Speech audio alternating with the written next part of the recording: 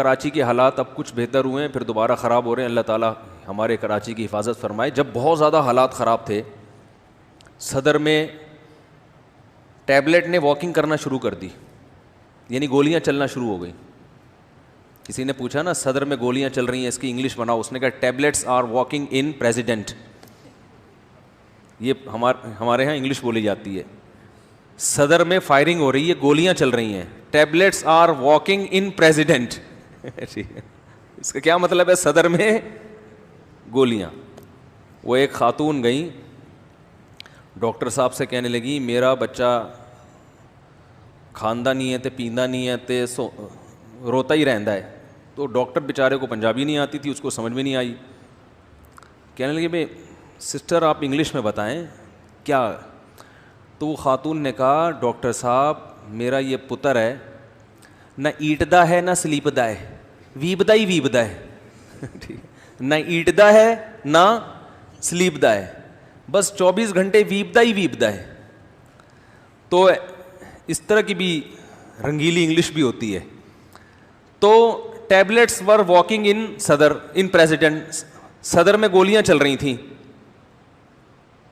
اب کیا ہے کہ ایسے موقع پہ کیا ہوتا ہے, لوگ کہتے ہیں یہاں سے نکلو. کراچی میں ایسے بہت حالات ہم نے دیکھے, ابے یہاں سے نکلو, یہاں تو دھماکے ہو رہے ہیں, یہاں تو گولیاں چل رہی ہیں, بھاگو. اب اس میں ایک راستہ نظر آیا تو اس میں نہیں پڑھتے یہ صحیح راستہ ہے یا غلط. بھئی راستہ یہی ہے فی الحال یہاں سے نکلنے کا, تو یہاں سے تو پتلی گلی سے نکلنا ہے. تو یاد رکھو اگر آپ اسلام کو فالو نہیں کرتے نا تو صرف یہ پرابلم نہیں ہے کہ غلط راستے پہ چلو گے, سرے سے کسی راستے پہ بولو نا یار چلو گے ہی نہیں. قرآن نے جو غلط راستے کو راستہ کہا ہے وہ مجازن کہا ہے. مجاز کا مطلب ہوتا ہے ایک چیز ہے نہیں, لیکن سمجھانے کے لیے اس کو ٹریک سے تعبیر کر دیا کہ دو راستے, ایک سیدھا اور ایک غلط. حقیقت میں دیکھو کہ غلط راستہ سرے سے راستہ ہے ہی نہیں, اندھیروں کے علاوہ کچھ بھی نہیں ہے. تبھی تو قرآن کہتا ہے او کظلمات فی بحر اللجی یغشاہ موج من فوقہ موج من فوقہ. صاحب اس پر میرا کئی ہفتوں اس آیت پر بیان ہوا تھا. یہ بڑی زبردست آیت ہے. جو ملحد ہے نا, ایتھیسٹ, جو اللہ کو نہیں مانتا, کتنے سارے گمراہ لوگ ہیں, آپ کو میں اسٹیپ بائی اسٹیپ بتاتا ہوں. کچھ لوگ ایسے ہیں جو سرے سے اللہ کے قائل بولو نا ہے ہی نہیں, کہتے ہیں کوئی خدا ہے ہی نہیں سرے سے. ان کے پاس یہ سب سے بڑے گمراہ ہیں, کیونکہ ان کو تو اتنے بیچارے کنفیوز ہیں, ان کو تو یہی نہیں پتا کہ مرنے کے بعد مردے کے کباب بنا کے کھانے ہیں یا اس کو دفن کرنا ہے یا آگ میں جلانا ہے یا گدھوں کو کھلانا ہے. یہ اگر کہتے ہیں نا کہ دفن کر دو احترام سے, تو یہ اس لیے نہیں کہ ان کی عقل یہ کہتی ہے, اس لیے کہ کلچر یہ کہہ رہا ہے. تو جب تک کلچر یہ کہہ رہا ہے تو فی الحال کلچر کو فالو کرو. کل کلچر اگر چینج ہو گیا, یہ کوئی ایسی گورنمنٹ آئی جس نے قانون چینج کر دیا اور اس نے کہا کہ بھائی یہ جو اتنے لوگ مر رہے ہیں تو ان میں جو جوان 2 دانت کے ہیں نا, جوان بوڑھوں کا گوشت کہتے ہیں کھانے کے قابل, جوان اگر کوئی مرتا ہے تو بجائے اس کے کہ آبادی اتنی بڑھ رہی ہے, اتنے غذا کی, ان کے قول کے مطابق غذائی کی قلت ہو رہی ہے, تو یا جن علاقوں میں قلت ہو رہی ہے, کمی ہو رہی ہے, تو وہاں بہتر ہے کہ ان کو ڈبوں میں پیک کر کے پارسل کا خاص انتظام کیا جائے. تو کیا ہے, یونائٹڈ نیشن اگر یہ لا بنا لے تو یہ لا بن جائے گا. جیسے یونائٹڈ نیشن نے جب یہ لا بنایا, ہماری نظر میں کسی انسان کا گوشت کھا لینا, اس کا لا پاس ہو جانا یہ اتنا برا نہیں ہے, لیکن لڑکے کو لڑکے سے بدفعلی کی کو لیگل کر دینا, یہ اس سے بڑا ہماری نظر میں کیا ہے, جرم ہے. یہ تو یار بالکل ہی عقل کے خلاف, تو پرلے درجے کی بے شرمی. لیکن یونائٹڈ نیشن نے اس کو لیگل کر دیا, تو جتنے ایتھیسٹ ہیں سب کی نظر میں یہ کیا ہے, لیگل, جائز, حلال, سب کیا کہتے ہیں یہ ٹھیک ہے, اس میں کیا حرج ہے, وہ بھی راضی یہ بھی راضی. تو میرے بھائی جب وہ بھی راضی یہ بھی راضی, تو اگر کوئی شخص اس پہ راضی ہو جائے گا کہ میرے مرنے کے بعد میرے گوشت کی بریانی کھلا کر کوؤں کو کھلا دی جائے, یا انسانوں کو ابھی تو انسانوں تک نا, جب انسانوں سے معاملہ آگے چلے گا تو پھر چیل کوے بھی آئیں گے مارکیٹ میں کہ یار انسان نہیں کھاتا تو جانوروں کو کھلا دو. خاص طور پہ وہ کتا جس کو میں نے اتنے عرصے سے پالا اور اس نے مجھ سے وفا کی, اس کتے کو کھلا دو. عقلی لحاظ سے اس میں کوئی حرج نہیں ہے, بلکہ عقل کو اگر آپ دیکھو تو عقل کہتی ہے کہ کیڑوں کو قبر میں کھلانے سے بہتر ہے. اور قبر کتنی مہنگی ہے پتہ ہے آپ کو؟ یہاں تو قبریں سستی ہیں, فورن کنٹریز میں قبریں بہت زیادہ مہنگی ہیں, اتنی مہنگی ہیں کہ بعض دفعہ غیر مسلموں میں غریب لوگ میت کو دفنائے بغیر جلانے پر خوش ہوتے ہیں. میں نے وہاں وہ چولہے دیکھے ہیں, چولہے دیکھے ہیں جس میں میت کو باڈی داخل کی, اتنا ٹیمپریچر زیادہ ہوتا ہے کہ 2 منٹ میں اس کے کباب بن کے واپس, کباب بھی نہیں راکھ بن کے واپس, 2 منٹ لگتے ہیں. تو آپ بتاؤ, انسانی عقل کہتی ہے کہ کوئی اپنی ماں کو اس طرح سے جلا دے, باپ کو اس طرح سے جلا دے؟ بتاؤ نا. لیکن جب لوگوں نے یہ کرنا شروع کیا تو عقل نے ماننا, آپ لوگ بولیں گے تو بات چلے گی آگے. جب لوگوں نے جلانا شروع کر دیا تو پبلک نے ماننا بھی شروع کر دیا. آپ یوٹیوب پہ دیکھیں, پارسی لوگ اپنے لواحقین گدھوں کو کھلاتے ہیں. یوٹیوب پہ جا کے دیکھیں آپ, کس کو کھلاتے ہیں؟ گدھوں کو. عقلی دلیل بڑی مضبوط. اور کیسے کھلاتے ہیں, میں نے تو وہ ویڈیوز دیکھی ہیں. اور میں جب یہ ہانگ کانگ گیا تو وہاں میں نے کہا یار کوئی پارسی وارسی ہوں, مجھے دکھاؤ یہ میت کے ساتھ کرتے کیا ہیں. ابھی شوق ہے نا تھوڑا سا ویکھن دا کہ یہ ہو کیا رہا ہے مارکیٹ میں. جب تک آپ دوسرے مذہب کو دیکھتے نہیں ہو نا, اس کو اسلام سے کمپیئر کرنے کا آپ کو موقع ملتا نہیں ہے. آپ کو اسلام کی خوبی, ہم تو ایک اسلامک کنٹری میں رہتے ہیں, چاروں طرف ہمارے کیا ہیں, مسلمان ہیں. ہمیں نہ شراب نظر آتی ہے, نہ کوئی ہمیں طوائف خانے الحمدللہ نظر آتے ہیں, تو ہمیں تو یہ چیزیں نظر نہیں آتی.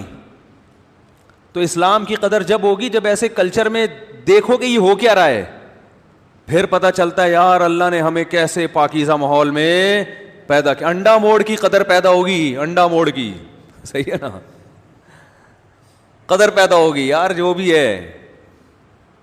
لیکن باپ کا احترام ہے, ماں کا احترام ہے, رشتہ دار آپس میں محبتوں سے ملتے ہیں, بھائی بہنوں کا ایک رشتہ ہے, خالہ بھانجے بھتیجی بھانجی پھوپھی, یہ سب رشتے ہیں آپس میں. تو خیر جلدی سے میں عرض کر رہا تھا کہ وہ کیا کرتے ہیں, آگ سے جلا دیتے ہیں. ہاں وہ یوٹیوب کی بات کر رہا تھا کہ آپ پارسیوں کو, میں نے بڑی کوشش کی کہیں جا کے دیکھوں, مارکیٹ میں ملے نہیں. ہم نے کہا یوٹیوب ایسی چیز ہے جو ڈالو لکھ کے آ جاتا. تو میں یہ عرض کر رہا تھا میرے بھائی کہ سب سے زیادہ گمراہ کون ہوتا ہے؟ جو اللہ کو سرے سے مانتے ہی نہیں ہے. یہ تو اتنی کنفیوژن میں ان کی لائف ہے, ان کو تو یہی نہیں پتا کہ مرنے کے بعد قبر میں جانا مناسب رہے گا یا کسی چولہے کے نیچے جل کے راکھ بننا مناسب رہے گا یا گدھوں کو کھلانا عین مناسب. تو یوٹیوب پہ آپ سرچ کریں پارسی کیا کرتے ہیں. میں نے دیکھا ہے, میت آئے گی نا, ایک آدمی کا باپ کی میت ہے, ماں کی میت, کتنا مقدس رشتہ ہے یار باپ کا. جب تک آپ کی نگاہوں کے سامنے ہے تو اسلام کیا کہتا ہے, اس کی تعظیم کرو. کہتا ہے کہ نہیں کہتا؟ یہ نہیں دیکھو کہ قبر میں کیڑوں نے کھانا ہے تو چھوڑو اب کیا کرنا, سڑنے, نا نا نا نا نا, غسل دو اسے, بہت عزت احترام کے ساتھ سامنے رکھ کر جنازہ پڑھو, تکبیرات کہو 4 دفعہ, اس پہ اللہ اکبر کہو, سامنے رکھ کے جنازہ ہوتا ہے. پھر کیسے کندھا دینے کے طریقے بتائے, اس طرح سے پیدل لے جانا قبرستان, یہ زیادہ ثواب ہے میت کو بجائے گاڑی میں بس میں لے جانے کے, بشرطے کہ قبرستان بہت دور نہ ہو. پیدل کو فقہا کہتے ہیں اس میں میت کا اکرام زیادہ ہے.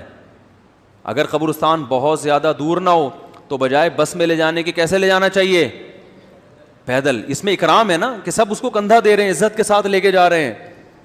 پھر وہاں رکھا جاتا ہے, عزت کے ساتھ اس کو قبر میں اتارا جاتا ہے. کوشش کی جاتی ہے مٹی اس کے اوپر نہ پڑے,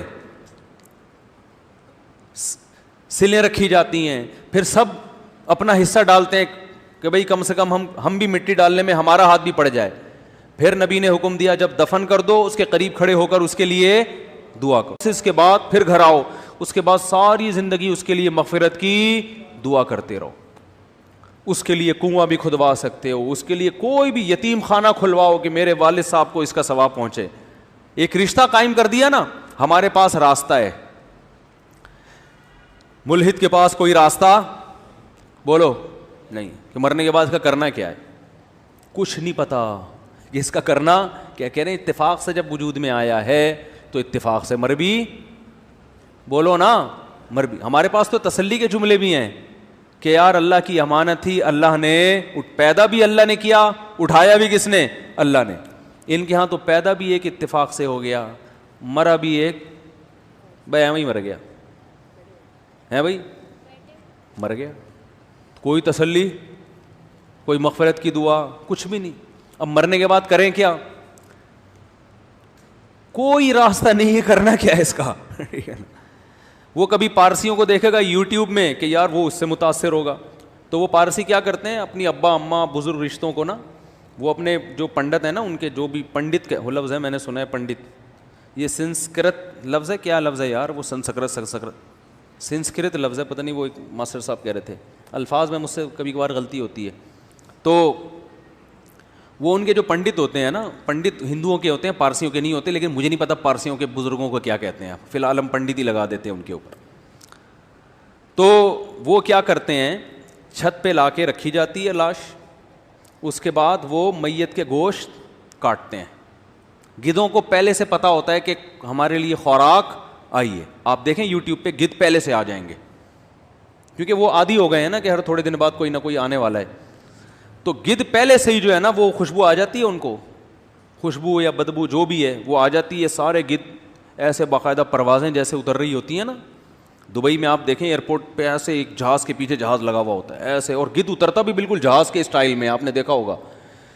اڑتا بھی ایسے ہی ہے, پہلے دوڑتا ہے رن وے پہ, گدھ بہت بھاری ہے, پہلے اس اڑنے کے لیے تھوڑا چلنا پڑتا ہے اس کو, دوڑتا ہے پھر دوڑتے دوڑتے ایک دم اڑتا ہے وہ, اترتا بھی ایسے ہی بالکل اسٹائل وہی ہوتا ہے.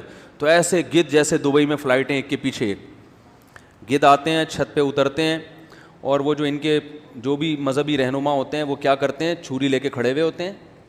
اب کسی کی والدہ ہے, کسی کی بہن ہے, کسی کے ماموں ہیں, کسی کے چاچو ہیں, کوئی بھی ہے, وہ کیا کرتا ہے, یہ پنڈلیوں کا گوشت یہاں سے جیسے بالکل بکرے کی چانپیں الگ کی جاتی ہیں نا, اس طرح سے سینے سے گوشت, پنڈلیوں کا گوشت سب کاٹ کاٹ کے ٹکڑے بنا کے کس کو پھینکتے ہیں, گدھوں کو کھلاتے ہیں وہ. اور گدھ کھا کھا کے پھر ہڈیاں چھوڑ دیتے ہیں, بالکل ہڈیاں صاف کر کے ختم, نام و نشان ختم میت کا. دلیل ان کے پاس بھی ہے اس توہین کی, اس بے عزتی کی, اس بے اکرامی کی. دلیل کیا ہے کہ قبر میں بھی کس نے کھانا ہے, بولو نا, کیڑوں نے ہی کھانا ہے. تو گدھ کھا لے کیڑے کھا لے ایک ہی بات ہے, بلکہ جب کیڑے کھاتے ہیں تو توہین زیادہ ہوتی ہے, اس لیے کہ جب کیڑے کھائیں گے تو میت پھٹے گی, پھولے گی, سڑے گی, آنکھیں باہر نکلیں گی, اس کو ختم ہونے میں ٹائم بہت لگے گا. اور یہاں 1 گھنٹے میں صفا چٹ, کوئی بے اکرامی نہیں, کوئی توہین نہیں. تو میرے بھائی اس سے پتہ چلتا ہے عقل جو ہے نا, عقل بہت سے مقامات پہ بڑی ٹھوکر کھاتی ہے. عقل بہت سے مقامات پہ آپ کو صحیح گائیڈ نہیں کرتی. ہمیں گائیڈنس کی ضرورت ہے, کوئی ہو جو ہمیں بتائے, انگلی پکڑ کے سکھائے, ہمیں بتائے. جیسے بچہ عقل استعمال کرتا ہے, ٹھوکریں کھاتا ہے, ماں باپ انگلی پکڑ کے بات بات پہ اس کو ٹوکتے ہیں, سمجھاتے ہیں, یہ کرنا ہے, یہ نہیں کرنا, یہ کھانا ہے, یہ نہیں کھانا, بڑوں سے ایسے بات کرنی ہے, چھوٹوں سے ایسے بات کرنی ہے. یہ ابا ہیں, ان کو پاپا بولنا ہے, ان کو وسیم بھائی نہیں بولنا. دیکھو بچے کو اگر یہ نہ سکھاؤ, مائیں نہ سکھائیں کہ ان کو پاپا بولنا ہے, ابو بولنا ہے, ڈیڈی بولنا ہے, تو بچہ آپ کو کیا بولے گا, ستار بھائی. حقیقت ہے, بولے گا وسیم بھائی خیریت سے ہو, وہ یہ کہے گا. وہ تو یہی سن رہا ہے, وہ تو یہی سن رہا ہے. بچے کرتے بھی ہیں ایسا بعض دفعہ.